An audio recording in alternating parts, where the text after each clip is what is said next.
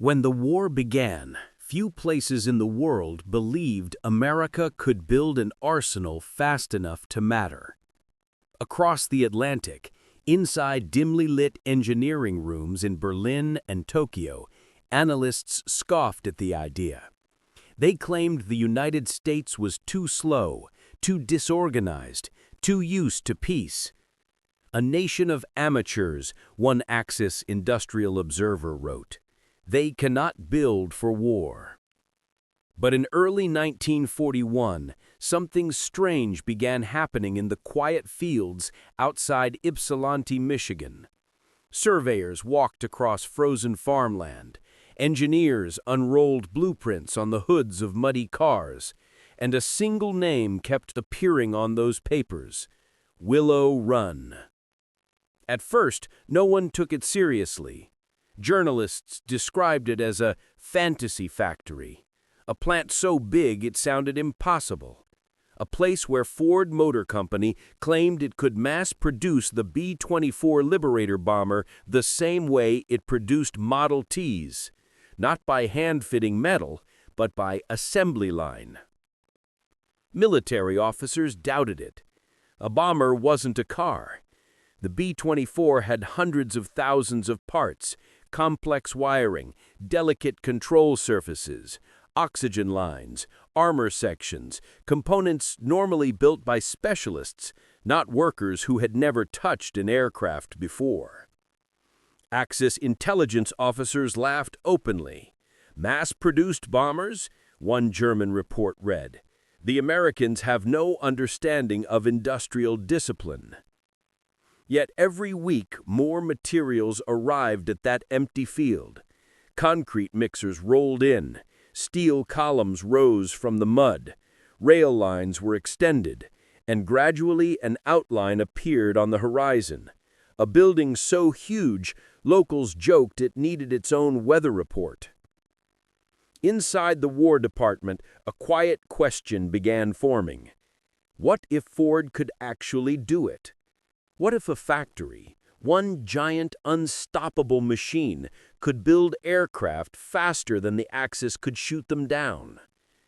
By summer, the skeptics would have their answer, because Willow Run wasn't just a construction project. It was a gamble, an industrial moonshot built on American confidence, stubbornness, and sheer audacity. And soon, the world would witness something no Axis engineer had ever imagined. The Willow Run project entered its most dangerous phase long before a single bomber ever touched the assembly line. Because Ford engineers faced a challenge no aircraft builder had ever solved. How do you mass-produce something never designed for mass production? Traditional aircraft factories built bombers like a tailor made a suit, slowly, carefully, and by hand. Skilled craftsmen shaped metal by feel. Riveters worked in teams that knew every curve and every seam. Nothing about the B-24 Liberator was simple, and nothing about it suggested assembly line. But Ford didn't think like an aircraft builder. They thought like industrializers. And in early 1941, a select group of Ford engineers gathered in a sealed room at the Rouge plant with one goal: to dissect the B-24 into a system, not a machine. They spread out drawings across long tables. Blueprints were pinned to walls, marked in grease pencil and rearranged hour by hour. The challenge was staggering. The B-24 had over 450,000 parts, more wiring than any bomber of the war, more complexity than any car Ford had ever built. The engineers broke it down like a puzzle. Fuselage sections were separated into modules. Wing components were divided into subassemblies. Control surfaces were redesigned so they could be built by teams who had never touched aircraft-grade aluminum in their lives. The real revolution came when Ford proposed something unthinkable to traditional aviation experts: A single mile-long assembly line where the bomber would move, not the workers. Just like a Model T. But instead of a 2,000-pound automobile, they would push a 30,000-pound war machine down the line. Aircraft specialists said it couldn't be done. You'll twist the airframe, they warned. You'll ruin the alignment. You'll never keep tolerances tight enough. But Ford engineers kept going. They invented new jigs, new fixtures, new conveyor systems that could hold the bombers steady within fractions of an inch. And for every problem solved, 2 new ones appeared. Still, progress marched forward. By late 1941, the interior layout of Willow Run looked like something out of a science fiction sketch. Parallel production lanes, synchronized subassembly stations, rotating fixtures, and a final line that stretched so far workers joked it needed its own bus route. Ford had done the impossible on paper. Now they had to make it real. By the winter of 1941, Willow Run was no longer a blueprint. It was a battlefield. One fought not with rifles or artillery, but with concrete, steel, and time itself. The site sat on open farmland, exposed to every brutal Michigan winter gust. Snow swallowed machinery overnight. Wind tore at tarps covering unfinished structures. Mud slowed trucks to a crawl, and some sank so deep that workers joked they would become future archaeological finds. But the work could not stop. America was not yet at war, but the clock was already ticking. Construction crews labored in shifts that blurred into each other. Steam rising from their coats, cranes moving slowly through freezing air, welders striking arcs of light against steel columns that looked like the bones of some massive metal animal. Ford supervisors walked the site with clipboards stiffened by frost. Every hour lost meant fewer bombers later, and potentially more American casualties. Inside temporary offices, drafty wooden shacks hammered together in haste, engineers argued over layout changes. Production lanes were redrawn. Material flow was rebalanced. Each revision meant another delay, another structural change, another truckload of steel. Suppliers struggled too. Factory space across the country was being absorbed by defense contracts. Every part, rivets, aluminum, and tools, was suddenly in short supply. Ford purchasing agents traveled by train, begging and bargaining for whatever they could find. But the greatest challenge came from the building itself. Willow Run was too big, too ambitious. The roofline stretched nearly a mile, and just managing its construction required coordination on a scale almost unheard of in 1941. Then came the turning point. December 7th, 1941, Pearl Harbor. America was now officially at war. Overnight, the tone at the construction site changed. The jokes faded. The pace tripled. Every man and woman working at Willow Run understood. This was no longer an industrial experiment. This was national survival. Work crews battled winter storms late into the night. New workers arrived by the hundreds. Carpenters, welders, electricians, crane operators. Floodlights turned the site into a glowing island of activity in the dark Michigan countryside. Through exhaustion and frozen hands, Willow Run began to rise, column by column, beam by beam, until finally, in early 1942, a nearly completed structure stood where empty fields had been just months before. The factory was real now. The question was whether it could actually build a bomber. When the doors of Willow Run finally opened in early 1942, expectations were sky high. The War Department wanted proof. proof that this giant experiment could actually produce a bomber. Journalists waited, generals waited, even Axis intelligence analysts waited, confident that Ford was about to embarrass itself. Inside the plant, the scale was overwhelming. Rows of workstations stretched so far they vanished into haze. Conveyors gleamed under bright industrial lights. Tools were stacked in neat rows. Everything looked ready. Except it wasn't.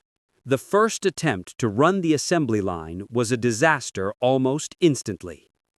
Workers, many of whom had never touched aircraft components before, struggled to read technical drawings. Riveters accustomed to automobile frames now faced thin aluminum skins that buckled under the wrong pressure. Electricians searched for parts that arrived late or mislabeled. Sub-assembly stations ran at different speeds, causing backups that rippled down the line. And the biggest problem was the line itself. It simply wouldn't move correctly. The conveyor system, engineered with extraordinary precision, jammed repeatedly. Sections stopped while others continued, twisting partially assembled fuselage components.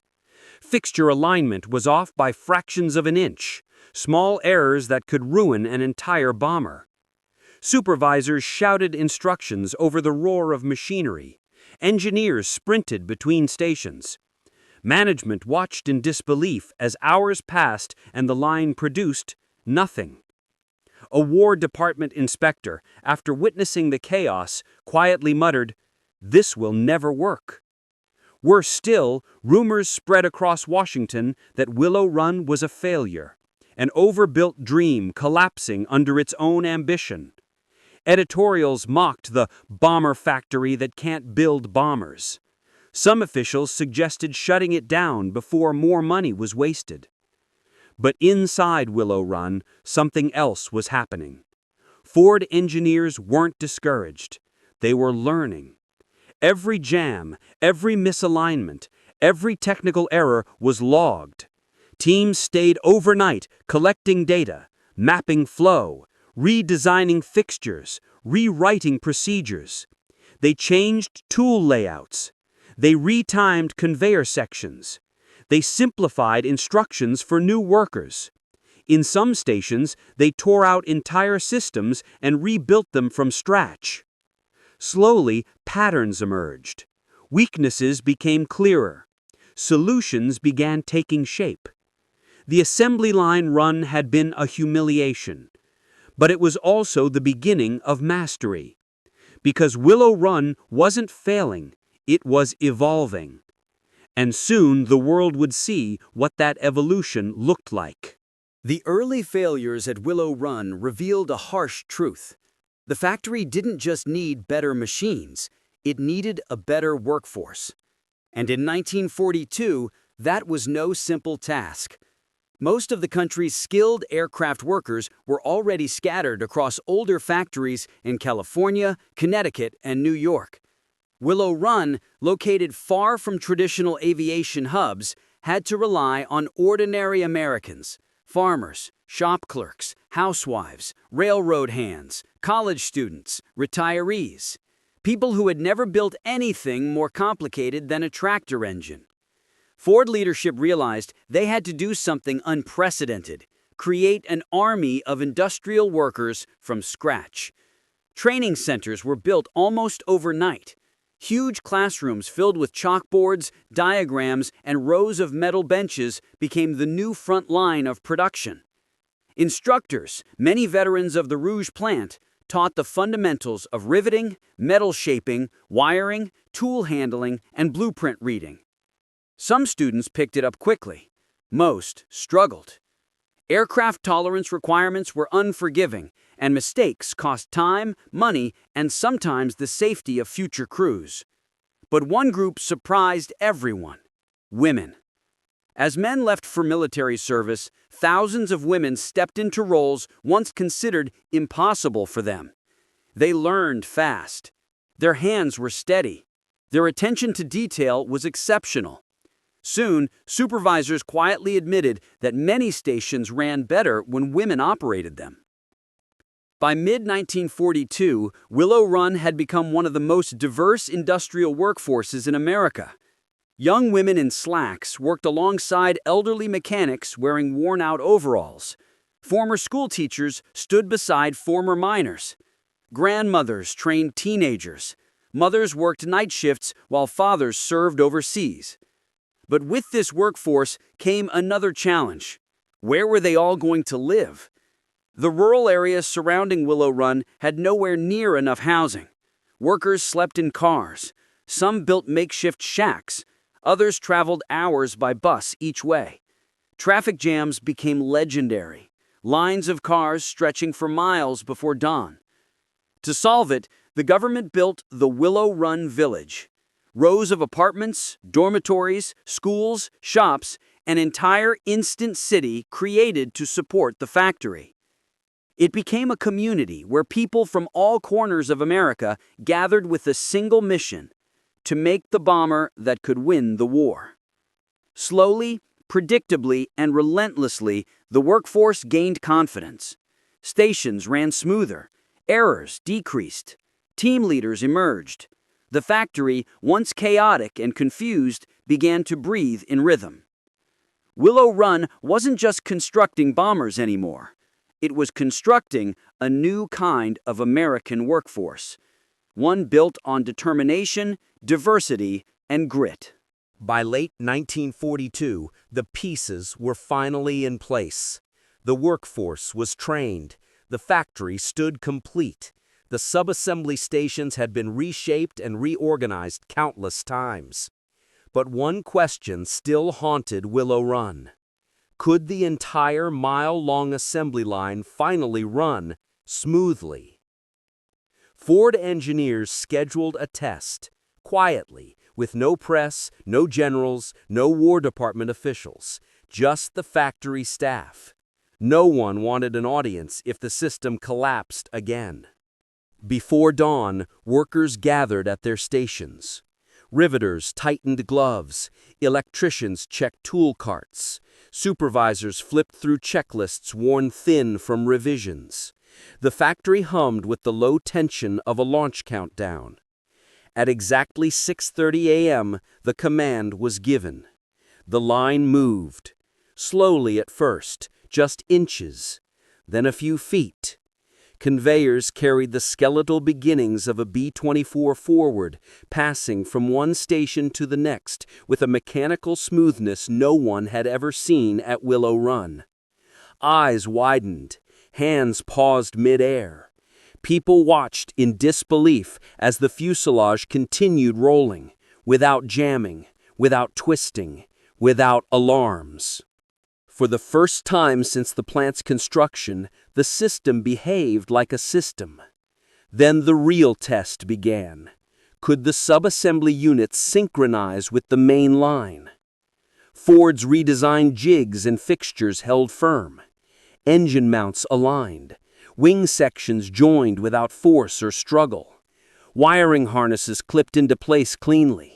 Even the notoriously difficult nose assembly, once a nightmare of conflicting parts, slid into position with startling precision. Station by station, the bomber grew. Work rhythms emerged like choreography.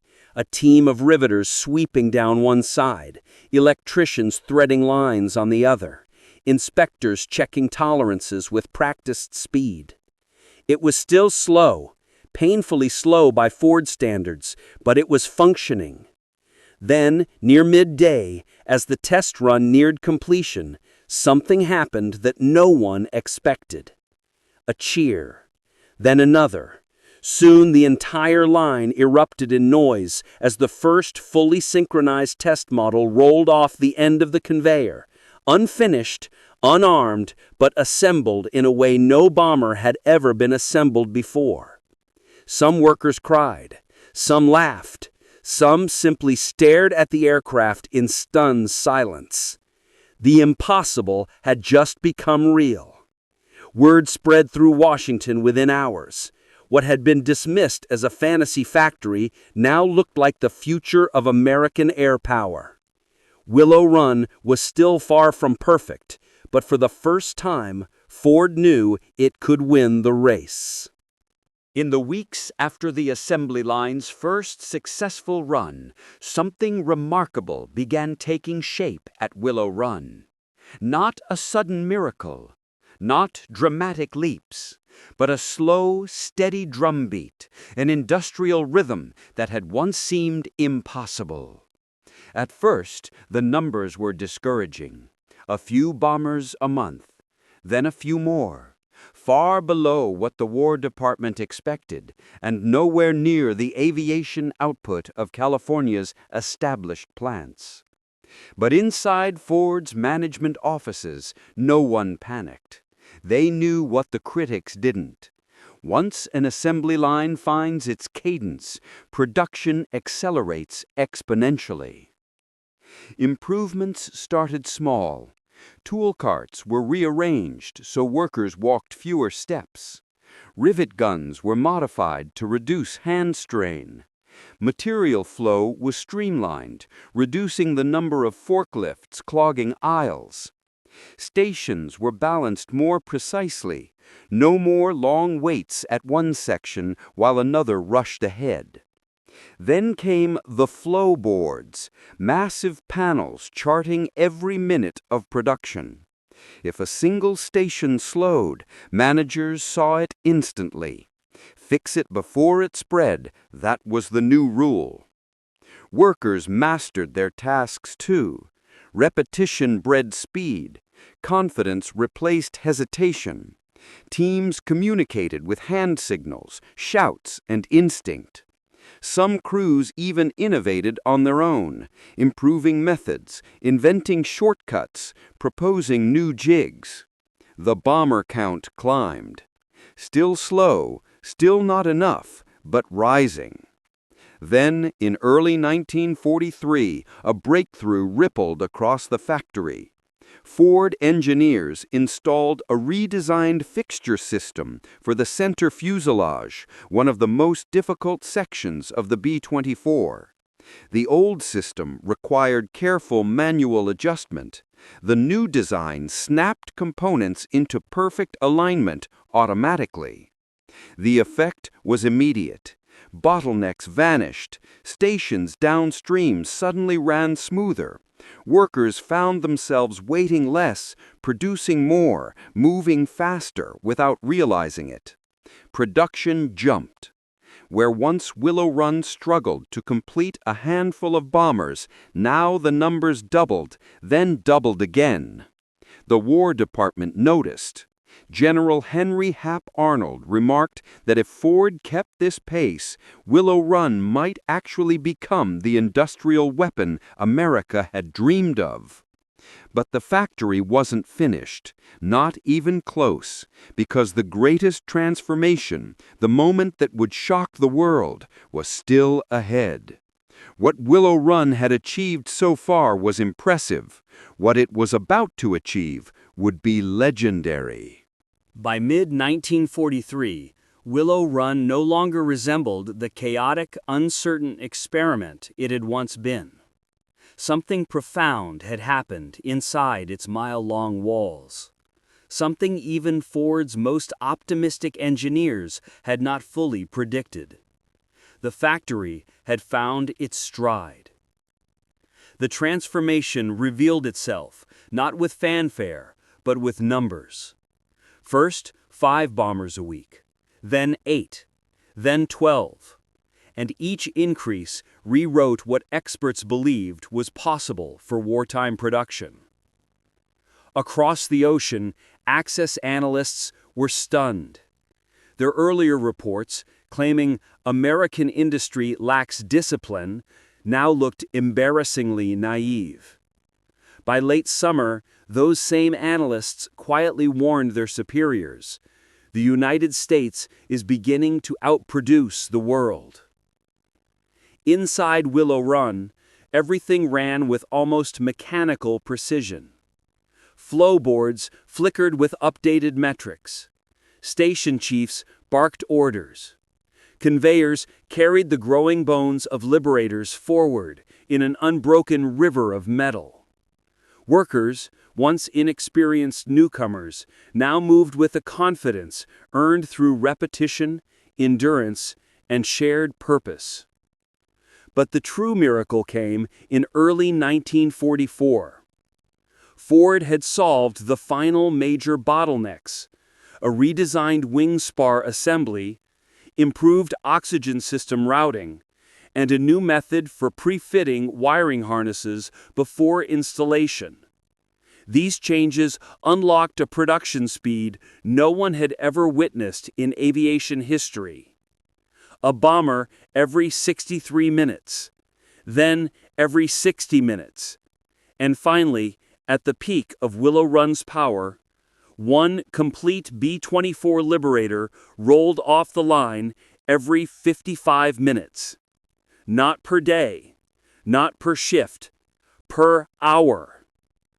It was a number so staggering that foreign observers initially refused to believe it. Even some U.S. officials demanded re-verification. But it was real. Photographs proved it. Inspection logs confirmed it. And bomber crews flying over Europe and the Pacific felt the impact firsthand. Where Axis factories struggled to replace losses, America, powered by Willow Run, flooded the skies with Liberators. The factory had become what Henry Ford had promised: a weapon of mass production. Within months, Willow Run alone produced more bombers than some entire nations had built throughout the war.